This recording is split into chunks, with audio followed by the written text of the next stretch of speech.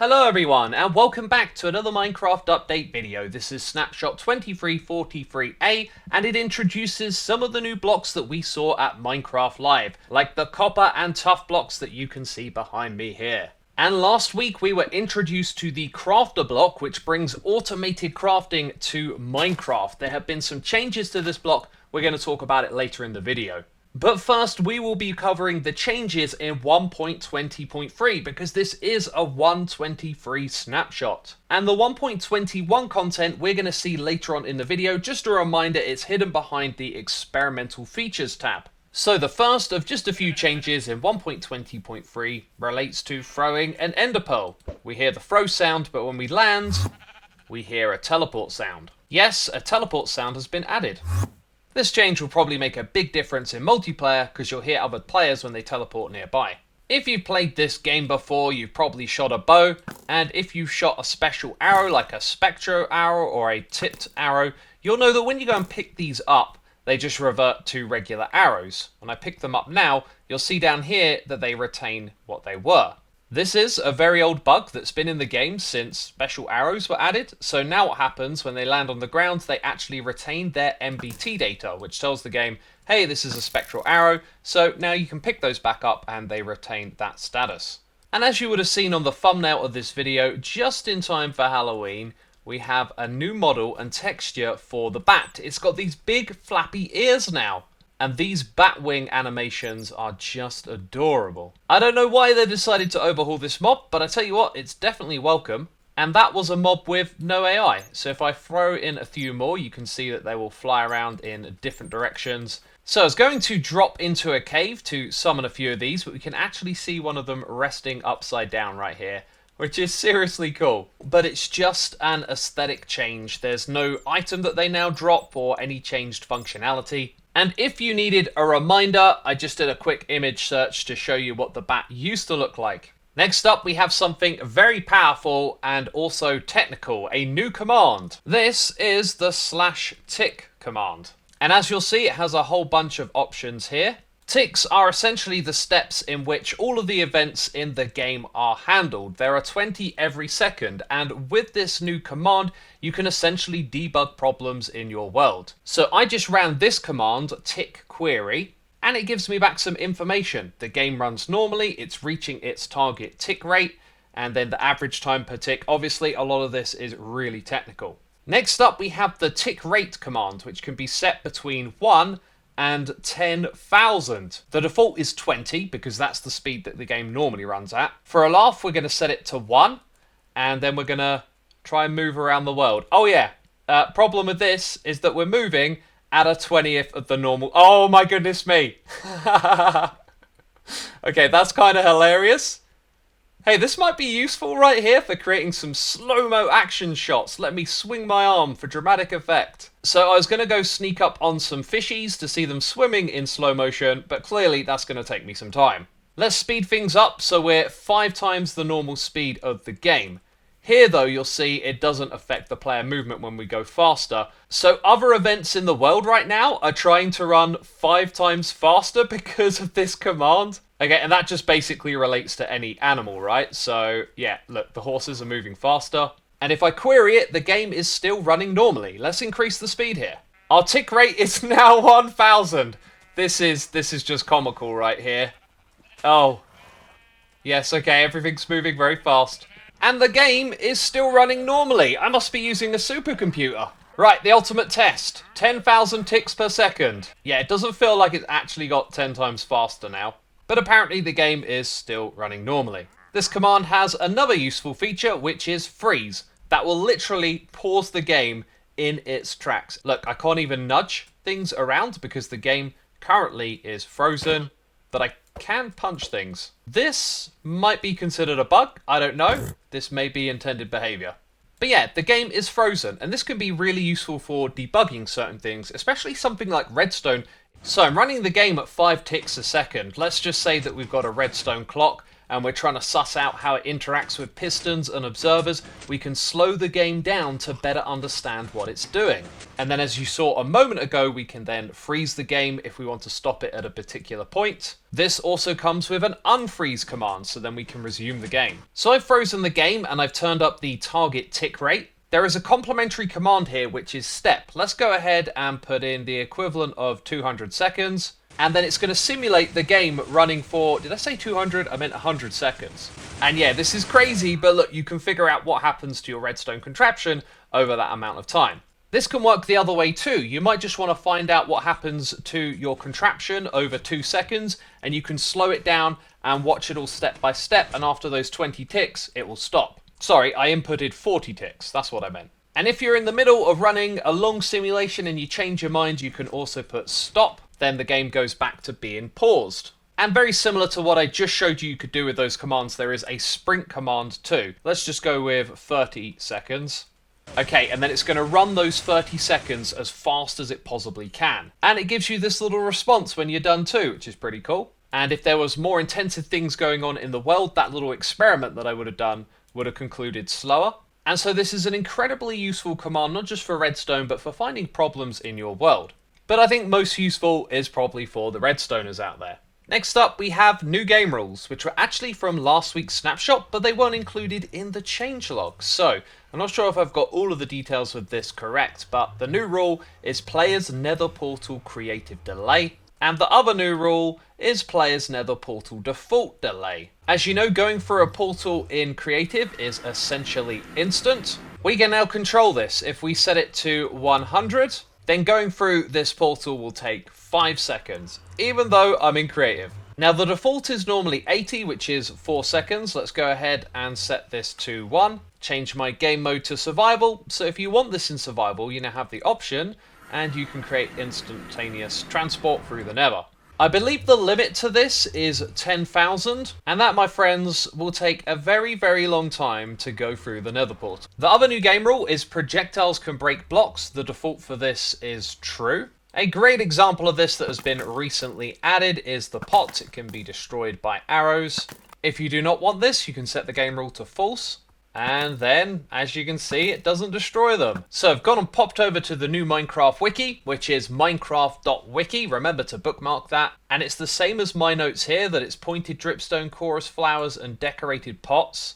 It is, of course, possible this could affect some more things. At the moment, though, I don't know because we didn't get the details in last week's snapshot. Now for the technical changes, the data pack and resource packs have both been updated. This includes a big write-up on the tick command if you want even more information about it. And once again, there are lots of changes to the jigsaw block. And the resource pack was updated to support the new bat model, but also all of the new other block models for 1.20.1. Anything there that you need to read is of course linked in the description box down below. And before we get to those 1.21 blocks, please do subscribe to this channel if you want to catch future snapshots and learn about all the things in Minecraft that are changing. Thank you for doing that, and now let's continue. So in order to see all of these new blocks already laid out in front of us, I thought I'd open Minecraft's secret debugging world, but unfortunately, despite all the blocks being here, it isn't really the best way to check out these new copper blocks. So to lay out these blocks, I picked a redstone ready flat world. But first we're going to go ahead and actually type copper here, because now they're all really neatly laid out. We can see all of our new copper block variants among the original ones.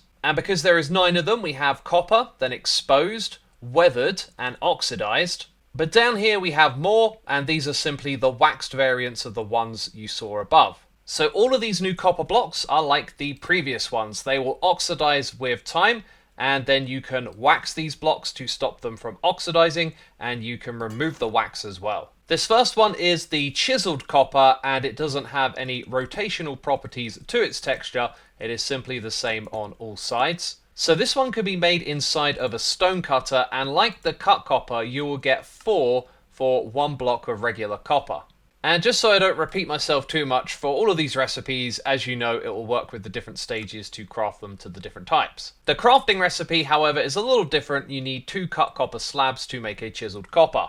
Let's now move on to the copper grate, which is a great block to build with. Oh, you gotta love the terrible puns. Something that I'd like to point out here is how the connected texture works. When it's the same type, you can see the texture gets removed in the middle, but when it's two different types, you see both. I feel like this makes it a lot noisier when working with those different textures. Maybe something here that they could tweak in the future. These blocks are, as you might expect, they are transparent, meaning that they won't mess with the light level and light can shine through them. And like a lot of other transparent blocks, i.e. glass, they don't work with redstone. It cannot be powered. It also states in the changelog that hostile mobs can't spawn on top of this block type. It has also been stated that this block will not damage entities. However, clearly here it is. I also tested this on myself, it damages me too, so maybe this is just a mistake and not the intended behaviour. As you saw a second ago, the copper grate can be crafted in the stone cutter, you get 4 for 1, yet in the crafting table the recipe requires 4 blocks for 4 of them. Next up, trapdoors and regular doors. Again, no exception here with the waxing system and the aging system. As to how these works, they can be powered by redstone, but also interacted with by the player, which is much like how wooden trapdoors and doors work. This is the crafting recipe for the door, and it'll be no surprise that this is the recipe for the trapdoor. Now we get to move on to what I think is the most interesting of these blocks, which is the copper bulb. First of all, the crafting recipe, an interesting one because it requires a blaze rod and some redstone. And for this, you will get 4 of them. Now this block can be moved by pistons, and it can be powered by redstone too.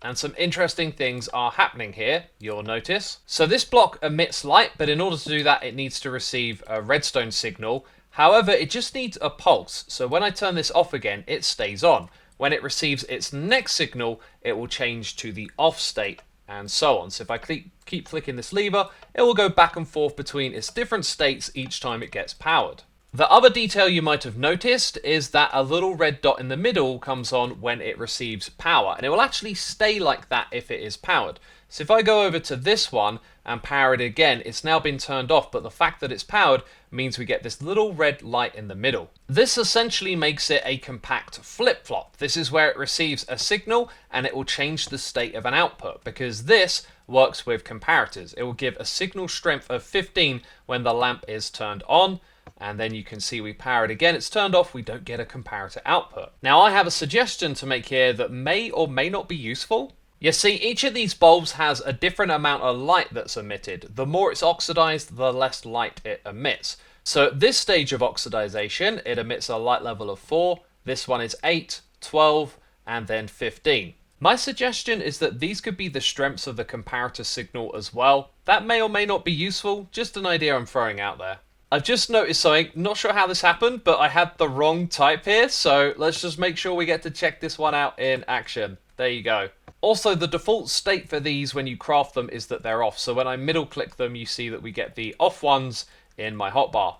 And these are not all of the new blocks, so let's move on to the Tuff Blocks. So the Tuff Block was first seen at Minecraft Live 2020. It was introduced as part of the Amethyst Geode, and this is the only block that it's been since then up until now, because of course we got some new variants. Now in this snapshot, the original Tuff texture is now available in stairs, slab, and the wall block, and also a chiseled variant. Now this one can't be rotated, it always places in the exact same direction, and its top texture is the same as its bottom texture. Now this year at Minecraft Live, we got to see the polished Tuff. Again, another block that can't be placed in different rotations. You just have to deal with the one way that it is. But it comes with the stair, the slab, the wall. But that's it for this one. We also saw a few of these textures, the Tuff bricks. Again, no rotation on these, but they are available in stairs, slab, the wall block, and then over here a chiseled variant too. This one I really like, but it can't be rotated. And you guessed it, the top side is the same as the bottom side. And everything with the Tuff block is pretty straightforward. It's just about the textures, right? There's some very basic building blocks, but I think they're going to be pretty welcomed to this game. Of course, new blocks means new recipes, and the stairs and the walls and the slabs are all as you might expect. To make the polished type, you just need 4 of the original, and then with 4 of those, you'll be able to make the Tuff bricks. The chiseled Tuff bricks are made out of slabs, and the same thing goes for your regular chiseled Tuff. And all of these recipes are available through the stone cutter as well. Now when it comes to sounds, the block placing and breaking sounds, the polished ones are slightly different, as are the Tuff bricks. but only very slightly to my ears. Of course, all the new blocks get their own sounds and it can be rather easy to miss some of these sometimes, but earlier in the video you probably heard the grate. This is the same at all stages of oxidization, and I think this is slightly different from regular copper. The bulb definitely has different sounds. Yeah, the breaking sound is gorgeous. And the trapdoors and doors, to me, they sort of sound like placeholder sounds. Next up in this video, we are talking about the crafter, which you might notice looks different. You're not imagining things. The texture here has been tweaked. I think the idea is to make it a little clearer to see what's going on, mostly with the side of the block. If I bring up the differences here between the different versions, you can see it really exaggerated. It's that metal texture on the bottom that's been removed, and that means the status indicator on the side can be slightly bigger. Now there is also a failed to craft sound that it makes if you give it a recipe and power it that it can't craft. Now to hear this one, we're just going to have to use the wiki. That is the sound of it failing to craft. In the game though, this sound is very faint in comparison. And something that I think I missed in my last video is that a powered crafter actually locks the hopper from above from feeding items inside of it. Also, if the container in front of the crafter is full, like this one is, and you tell it to craft, it will spit that item out into the world. There were also some issues with the crafter that got fixed. If you press the corresponding number to your hotbar on the keyboard, you can move across the item from there into the crafter, and previously it would have simply toggled the slot. If you were to put an item over here, it could sometimes actually delete it. I think you had to be in survival for that bug. Another issue, one that I encountered, was the comparator back here not updating after you had successfully crafted. And there you go, it's updated. Those are all the changes to the crafter and some of the things that I missed as well. I believe that brings us all up to speed, and if there's anything I missed, please let me know in the comments down below. I was pressed for time to do this one today, unfortunately, but as you know, I like to try and get these to you prompt, on time, and give you all the information, and I do believe I managed to do that. So anyway, leave a like if you enjoyed the video, leave a comment down to let me know what you think of it, and I'll see you soon with another one. Take care, bye bye.